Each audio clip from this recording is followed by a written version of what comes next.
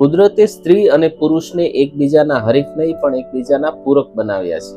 વિજ્ઞાન કહે છે કે આપણી રચનામાં જ એક સુંદર રહસ્ય છુપાયેલું છે. પુરુષનું મગજ જાણે એક સીધા હાઈવે જેવું છે, જે એક સમયે એક જ કામમાં ફોકસ કરી શકે છે અને કોઈ પણ મુશ્કેલી આવે તો તરત જ એનો રસ્તો શોધવા માટે દોડે છે.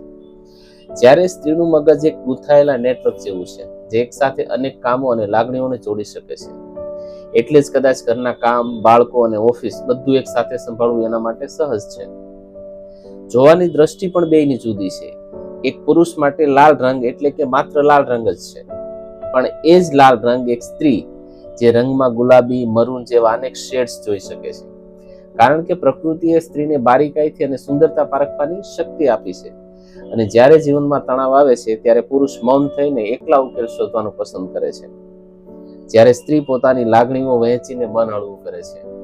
આ તફાવતો કોઈ ખામી નથી, પણ કુદરતનું એવું બેલેન્સ છે જે દર્શાવે છે કે જ્યાં પુરુષની નજર નથી પહોંચતી ત્યાં સ્ત્રીની સમજ પહોંચે છે, અને જ્યાં સ્ત્રીની લાગણી અટકે છે ત્યાં પુરુષનું તર્ક કામ આવે છે. બંને અલગ છે પણ સાથે મળીને જ સંપૂર્ણ છે. Thank you.